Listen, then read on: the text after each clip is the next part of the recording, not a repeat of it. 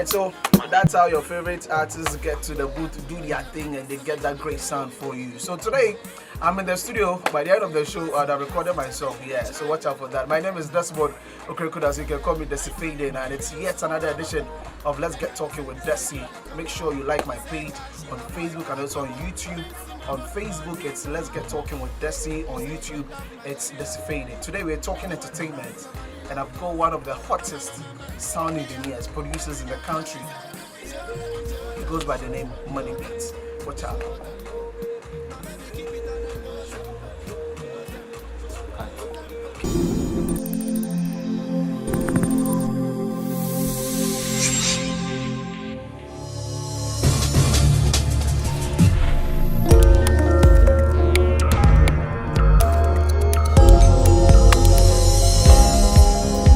Okay, so my guest I mentioned earlier is Monie Beatz, and he's here. Chairman, you're welcome to a show.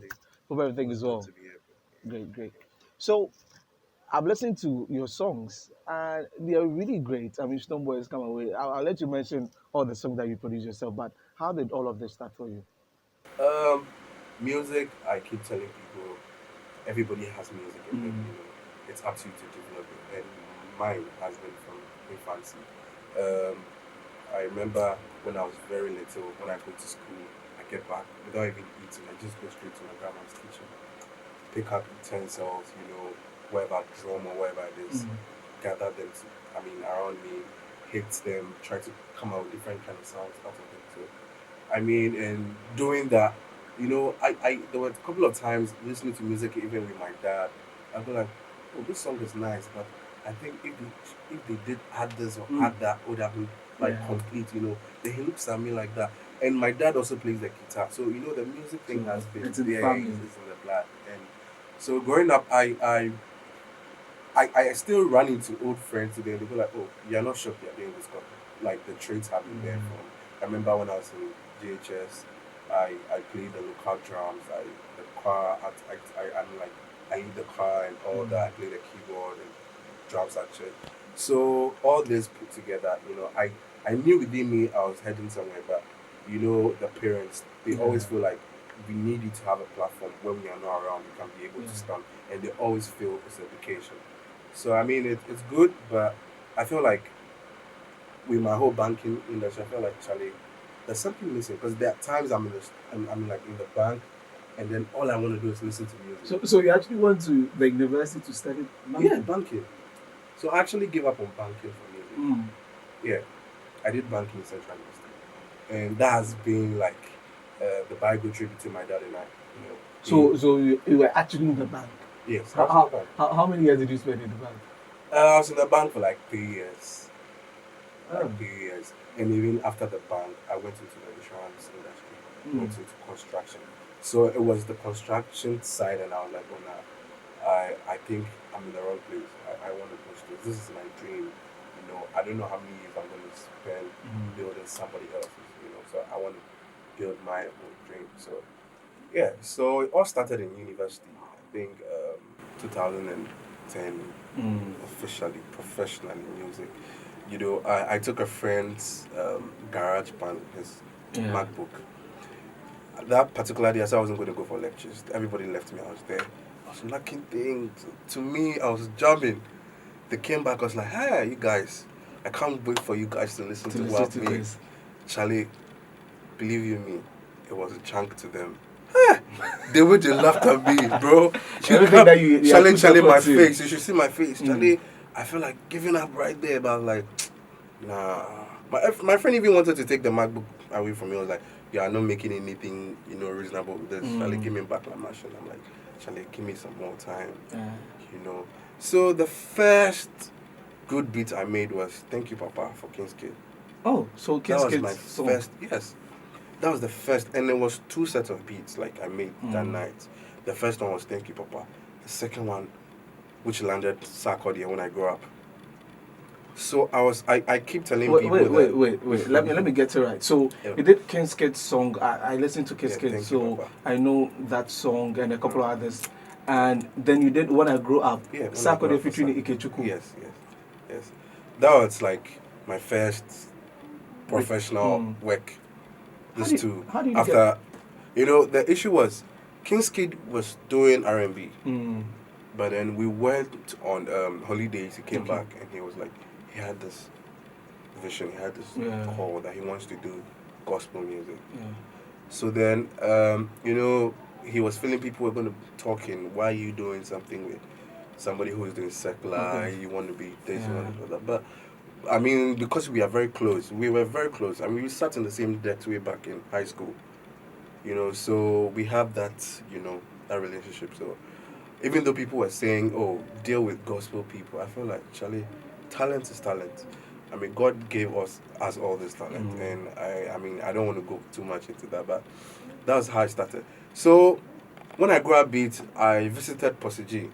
You know, because when I started at that point, I felt like I need a mentor. I need somebody who actually listen to my stuff and tell me, Charlie, don't give up. You are doing well. Like, this is how we all started, blah, blah, blah.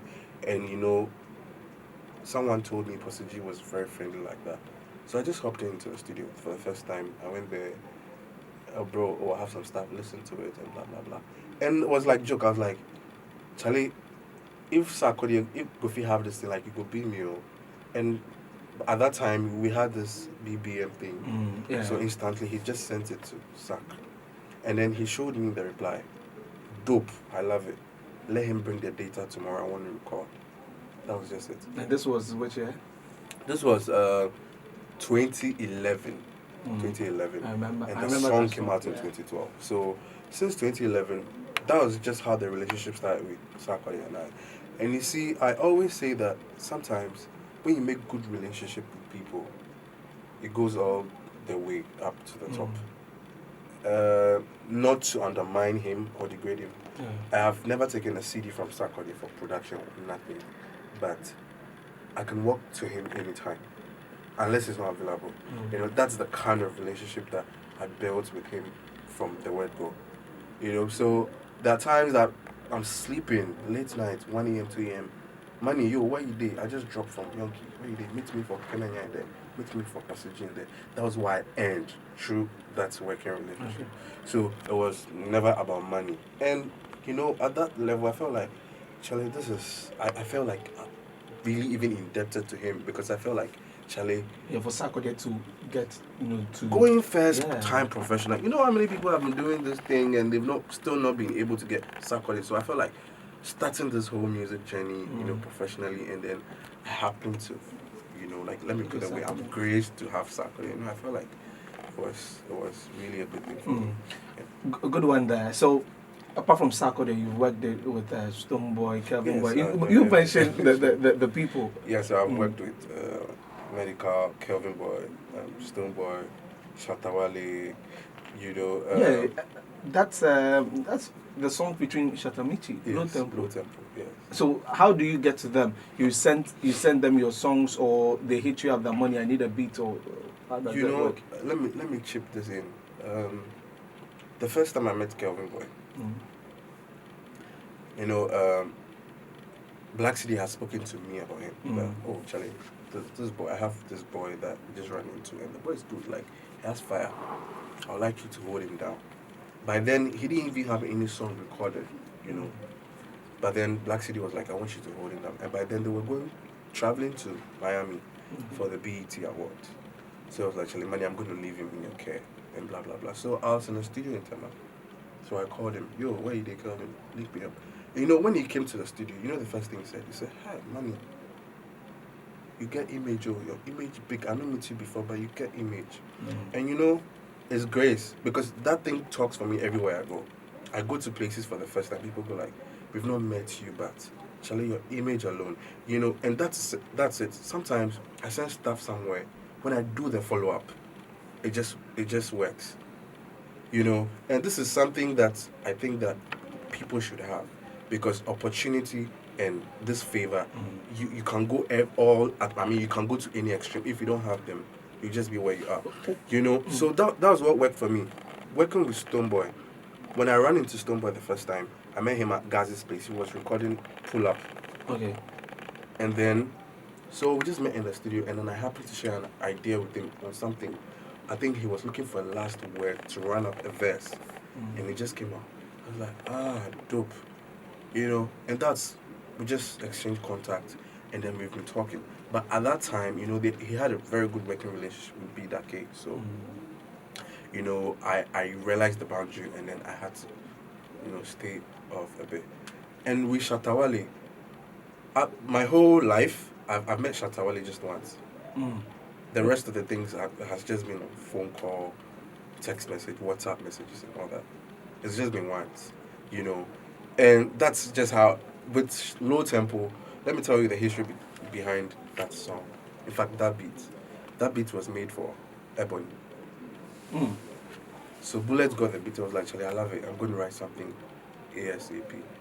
I was waiting. I wasn't hearing anything. I'm like, Charlie, I need my stuff to be out there, even no matter how whack they are.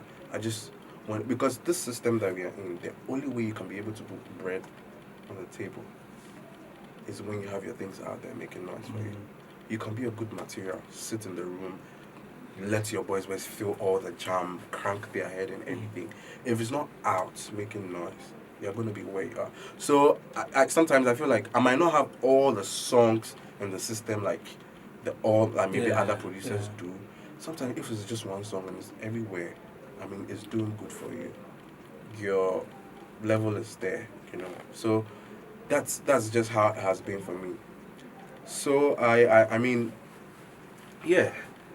So the beat, I sent the beat to Stonebwoy. Stonebwoy loved it. The same low tempo beat. Low tempo. When I sent it to Ebony, and then Bullet didn't work on it on time for me. Did he get back to you on it? Yeah, you told him that you are giving it to somebody? No. I didn't tell him I was giving it to somebody. Okay. But but at that point, I felt like there's no commitment. It's not like you've actually given me money for the or lead vocals or something for me to listen that, you've committed yourself to the thing, So I sent it to Stonebwoy. And when I sent it to Stonebwoy, he was outside the country. Then he replied and said, Charlie, the beat is dope. This is just what I'm looking for. So I have freestyled something to it.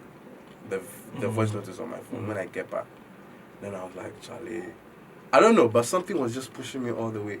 Then I sent it to Pussy G. He's a very good friend of mine, So I sent it to Pussy G and I was like, Pussy, shall I go feel why this beat give Shatta give me? I was like, okay. He said instantly he did it. So Shatta recorded to the low tempo beat. He didn't even get in touch with me. Monie, maybe mix the beat. The beat wasn't even mixed. Nothing. It was just the first audio that Pussy G sent to him that he used. So I didn't even know he had recorded because he didn't even tell Pussy he had recorded to the beat. So I was just there. Something said, just go on Snapchat. Just go and watch what Shatta is up to. How he is. So I just went on Snapchat.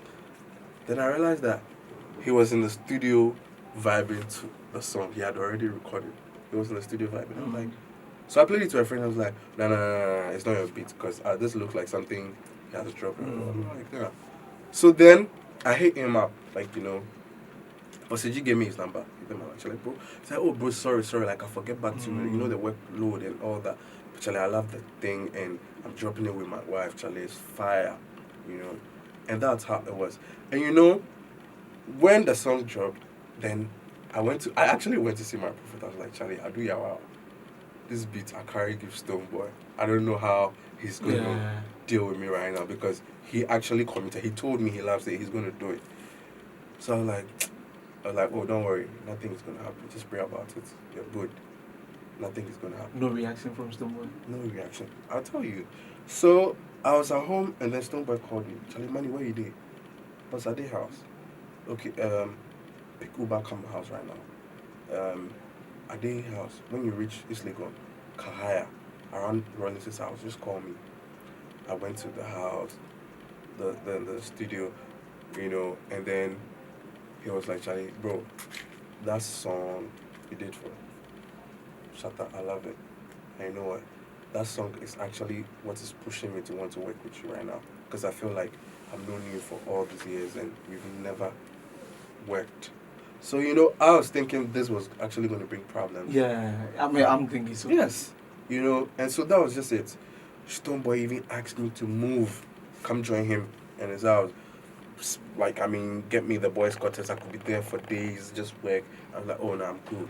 I can always come from home, work together. So that was just the working relationship from there. Okay. We became very close. Calls me, just text away, money where you did, come through. So even when he moved from Ashama to Trasako, the studio in the house, I was the one who went to set up the studio from scratch. The studio that I use. So that's the relationship I have with these people. So there were points that there's no money coming, but you know, you're also looking forward to the relationship. You know that this relationship will bring twice, or you know, better things. You know, so that's how it has been for me. So speaking to you, I can feel the fulfillment. You know that your the beats that you made for a song is out there and all of that. Do you get the returns? Like, is it profitable? Do you get money? Well, the thing is, if you talk about money, I'll say I get money. You know, good money. Yes, let me set the record straight here. I think in Africa, okay, it's something that has come to stay, that we don't really value talent until it's refined to the top, okay, and nobody wants to put in money or support it from scratch, you know, until it's well refined. That it basically you or an outsider, you know. Yes, I have examples that I can use. Guilty, I started this whole production thing with Guilty. We make beats in the same room. He actually brought me the Fruity Loops software that I started using for the first time. You know, and today he's hot. He's everywhere. He's everywhere. You know, until somebody actually got into the situation and like, oh Charlie, I believe in this thing. Let's do it this way. Let's do it that way. And that has been the problem. You see, I always say that if I even charge Shatta Wale 10,000 Ghana cedi for low tempo beats or the whole production, it's not even worth it. I say this all the time. If I charge him even the 20,000 Ghana cedi, because bro, just look at it from this point. He's performing the songs, getting shows with the songs. He's doing basically everywhere with the song. You know, the song, the YouTube streams and whatever, you know, it's not tangible. If I am actually charging him for 10,000 Ghana cedi. I don't even get the scenario I'm giving you. So I'm saying that irrespective of anything, whatever I charge him is not going to be worth it. I understand. So I think that to be able to bridge this gap, you know, between how much are you making good money from this, are you making good money, I think that we have to get to a point where artists will understand that, hey, yo, whether you have been in the game for 20 years or you are now starting, let me help you. Let's see it as a two-way thing. Let's help each other. Okay, so if that I'm putting on the song on iTunes, if I'm putting it on other platforms, I make sure that your name is there, whatever you need to get is in there.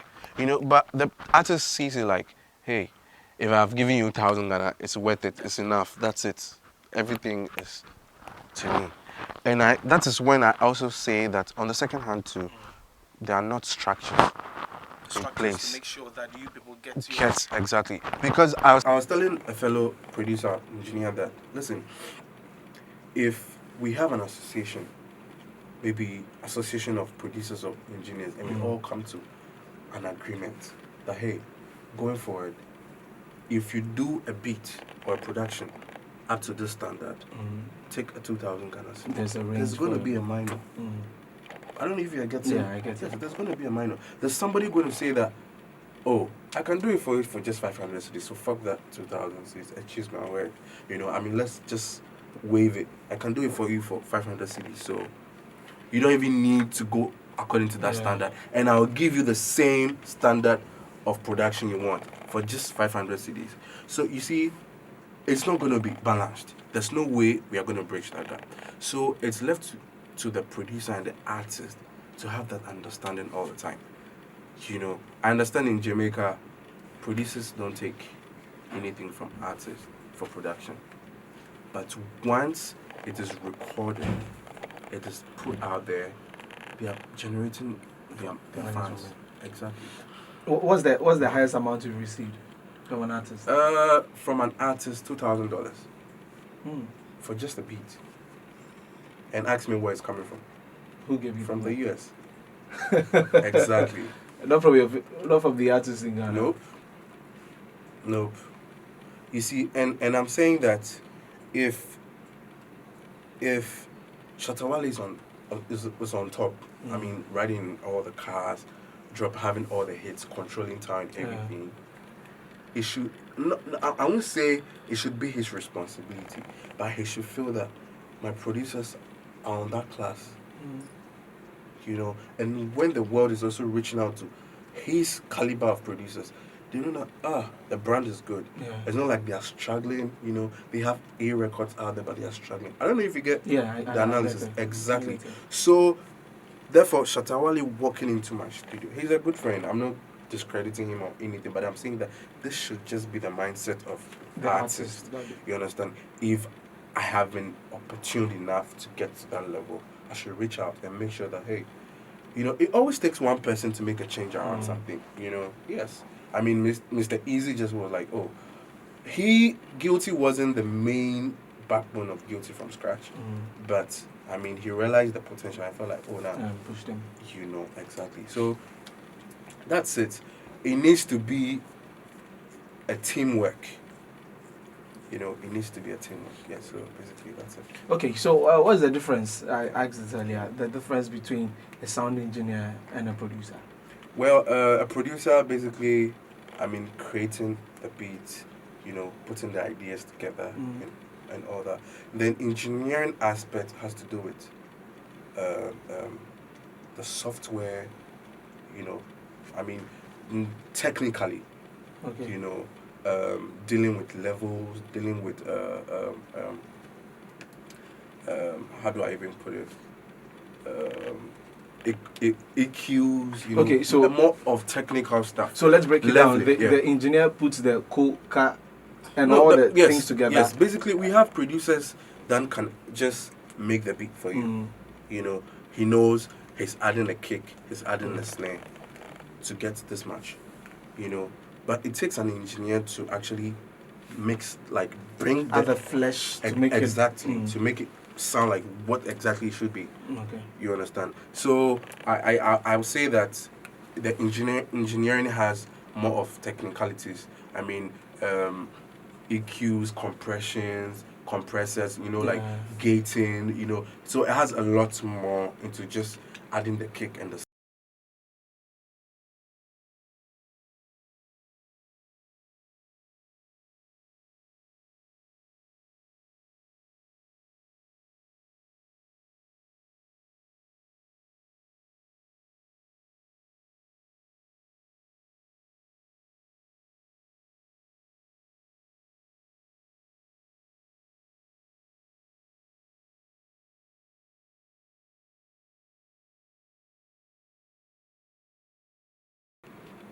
the way I love to blend my percussion, I think it's unique to me. Yes, when you listen to Qubit, when you listen to Kiwa, you can pick something particular. And with me, I focus more on my drums, irrespective of the tones and all that. I focus more on my drums. There's a way I want my drums to sound because I'm a drummer. I play the local drums. I play, if not all, most of the local ensembles. So I try to bring that idea into the studio. And, you know, so when I'm adding a conga to a kick or a snare, I basically know how practically playing it sounds like to me. And that's why I want to do that. You know, yes. So, yes, that is my stuff. Finally, what's your advice to upcoming sound engineers, producers? Yes. My advice to upcoming sound engineers is that the industry we have here in Ghana is a tough one. They shouldn't get disappointed or scared because when they look from wherever angle they are today, when they look at the industry, it looks bleak. I think that's why it looks to a lot of people. They shouldn't look at it from that angle because it's a good industry. Like, we can create, even though we don't have it now, we can create in the sense that Afrobeat is doing great all over the world right now, you know. And so they should do more. They shouldn't actually focus on artists and people within or in this continent, they should actually, I mean, make use of all the digital platforms we have now. Yeah. Somebody's out there listening. You know, I've had people hit me up on Instagram and all that. Yo, I love your work. I want to work with you. And I don't even follow them. You understand? So they should make good use of the internet, the platform. Once it's good, there's somebody out there is listening. You know. And like I told you, I made a $2,000 from. I didn't know the artist. He's in the US. He reached out to me.